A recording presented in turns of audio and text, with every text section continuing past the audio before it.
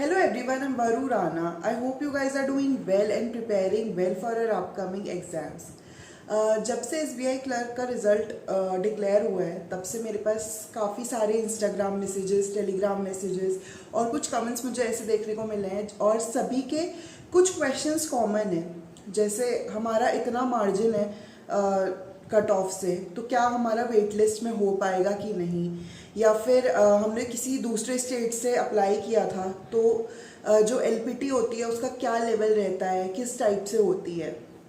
इसके अलावा डीवी के लिए कौन कौन से डॉक्यूमेंट्स रिक्वायर्ड है, कितने दिन बाद डीवी हो सकती है। तो आज मैं इन्हीं सब बातों पे बात करूँगी। सबसे पहले बात करूँ अगर मैं कि एलपीटी का लेवल कैसा रहता है, तो मैंने खुद यूपी से होके महाराष्ट्र से फॉर्म फिल किया था और मैंने भी एलपीटी दी थी लास्ट ईयर। तो अगर मैं एलपीटी की बात करूँ, प्रेफरेबली अगर मैं एक दो लैंग्वेज की बात करूँ, मैं बाकी सारी लैंग्वेज के बारे में नहीं बता सकती हूँ, बट क्योंकि मराठी और गुजराती दोनों की लिपि हिंदी के बहुत सेम है, मतलब सेम लिपि है तीनों लैंग्वेजेस की, तो कहीं ना कहीं जो हिंदी वाले सब स्टूडेंट्स होते हैं उनके लिए थोड़ा इजी पड़ता है मराठी और गुजराती को पढ़ना। मैं अपनी बात करूं तो किस टाइप की मराठी का एलपीटी हमारा किस टाइप का हुआ था, तो हमें एक पैराग्राफ दिया हुआ था, मतलब दो छोटे छोटे पैराग्राफ थे एक पूरे पेज पे। उसके बेस 10 क्वेश्चंस थे, जिनमें से 7 से 8 क्वेश्चंस काफ़ी इजी थे। मतलब आप अगर अच्छे से पैराग्राफ को पढ़ लोगे तो आपको आराम से उनके आंसर समझ आ जाएंगे।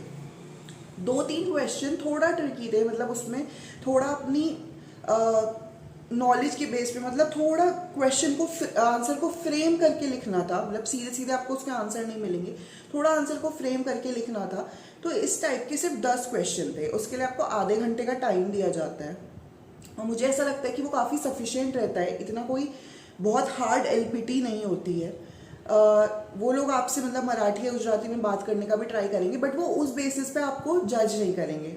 वो बहुत लाइट कन्वर्सेशन रहती है, डीवी वगैरह लेते हुए वो उस टाइप पे रहती है। इसके बाद बात करें कि मराठी को आप कहाँ से प्रिपेयर कर सकते हैं, तो किसी भी लैंग्वेज को प्रिपेयर करने का सबसे अच्छा तरीका होता है उसको पढ़ना। तो मैं आपको एक ही चीज़ कहूँगी, मराठी के बहुत सारे न्यूज़पेपर आपको फ्री गूगल पे मिल जाएंगे और आपको ये भी नहीं है कि आपको उसी दिन का न्यूज़पेपर पढ़ना है। आपको सिर्फ एक न्यूज़ पढ़नी है, डेली का आप 1 से 2 पैराग्राफ पढ़ो मराठी के। उसके अलावा उसमें जो आपको वर्ड समझ नहीं आते, जिन लाइन का आपको मीनिंग नहीं समझ में आता है, तो फ्रीली गूगल ट्रांसलेट का यूज़ करो। जितना आप पढ़ सकते हो, आपको बहुत सारी स्टोरीज मिल जाएंगी मराठी में स्कूल की बुक्स की।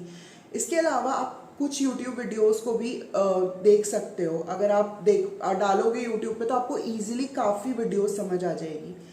हिंदी और इंग्लिश की वर्णमाला एकदम सेम है, सिर्फ एक उनका थोड़ा प्रोनाउंसिएशन अलग है और 1-2 अल्फ़ाबेट शायद मराठी में ज़्यादा है। इसके अलावा उसकी काउंटिंग्स वगैरह आपको आनी चाहिए, क्योंकि आप बैंक में जाने वाले हो तो वहाँ आपको बहुत काउंटिंग्स बोलने का बहुत काम पड़ता है। आप जब किसी कस्टमर को उनका बैलेंस बताते हो, कुछ भी बताते हो, तो उसमें बहुत ज़रूरत पड़ती है। तो ये कुछ बेसिक चीज़ें हैं कि काउंटिंग और कुछ वर्ड्स आपको आने चाहिए। इसके अलावा अगर आप अभी से भी डेली पढ़ोगे, जितना भी टाइम आपको मिलेगा, तो उसमें आप आराम से एलपीटी क्लियर कर सकते हो। क्या क्या डॉक्यूमेंट्स रिक्वायर्ड होते हैं, तो कोई भी ऐसे डॉक्यूमेंट्स नहीं होते जो आप इजीली प्रोड्यूस नहीं कर पाओ। 2 से 3 वो आपके कैरेक्टर सर्टिफिकेट मांगते हैं, जिनमें से एक तो आपके लास्ट कॉलेज का ही होना चाहिए। तो जो डॉक्यूमेंट्स आप अरेंज कर सकते हो वो आप अभी से कर लो, क्योंकि डीवी के लिए और जो डीवी का मेल आता है उसमें बहुत ज़्यादा टाइम नहीं मिलता है आपको। तो अपने सारे डिग्री सर्टिफिकेट्स, प्रोविजनल सर्टिफिकेट्स जो भी आपको चाहिए, कैरेक्टर सर्टिफिकेट्स, वो अभी से बनवा के रख लो। अगर मुझे मेरे पास उसका अगर एक फॉर्मेट होगा तो मैं अपने Telegram channel never give up पे शेयर कर दूंगी, अगर मुझे मिलता है तो। चैनल का लिंक आपको डिस्क्रिप्शन में मिल जाएगा। इसके बाद बात करें कि कितने मार्जिन पे वेट लिस्ट में होने के चांसेस हैं, तो जिस तरह से हर स्टेट की कट ऑफ का अलग अलग जाती है, इसी तरह से वेट लिस्ट का भी जो कट ऑफ होती है वो अलग अलग ही जाती है। कुछ स्टेट्स में काफ़ी कम मार्जिन पे, मतलब 0.5, 0.75 या 1 नंबर तक ही जाती है। बट अगर कुछ और स्टेट्स की बात करें तो वहाँ 2-2, 2.5 मार्क्स तक का भी डिफरेंस कवर हो जाता है। जैसे लास्ट ईयर मैं अपनी बात करूँ, महाराष्ट्र में लास्ट ईयर पहली वेट लिस्ट में ही 2.5 मार्क्स तक कम गया था। तो आप कभी बोल नहीं सकते हो कि कितना मार्क आप अगर आपका है तो आप उसको क्लियर कर जाओगे। अगर आपका नॉर्मल मतलब अभी एग्ज़ाम में रिजल्ट पॉजिटिव नहीं आया है तो कहीं ना कहीं आपको अपने आगे के लिए प्रिपेयर करते रहना चाहिए। आप वेटिंग लिस्ट पे रिलाय नहीं कर सकते कि कब आएगी, हमारा उसमें हो ही जाएगा, इतना ही मार्जिन है, क्योंकि आपको नहीं पता होता कि उस टाइम पे क्या सिनेरियो बन रहा है, किस टाइप से जा रही है। लेकिन फिर भी अगर थोड़ा बहुत आपको आइडिया चाहिए तो आप अपने 2-3 साल की अपने स्टेट की वेटिंग लिस्ट की और कट ऑफ को देख लो, एनालाइज कर लो। मोर और लेस उसी के आसपास जाती है, मतलब ऐसे बहुत ड्रास्टिक डिफरेंस भी नहीं देखने को मिलता है, कुछ कुछ वैसी ही जाती है। तो मैं आपको वही बोलूँगी कि 2-3 साल की अपनी लास्ट ईयर की कट ऑफ्स को एनालाइज करो, वहाँ से आपको कुछ आइडिया मिल जाएगा। इसके अलावा इस वेटिंग लिस्ट पे रिलाय मत करो, अपनी प्रिपरेशन को इसी तरह से स्टार्ट रखो।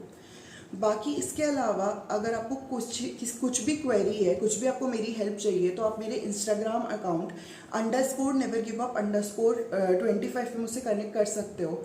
मैंने कुछ टाइम पहले भी अपना डीवी और एलपीटी का एक्सपीरियंस भी शेयर किया था, उस वीडियो का लिंक भी मैं डिस्क्रिप्शन में डाल दूंगी, आप वहाँ से चेक कर सकते हो।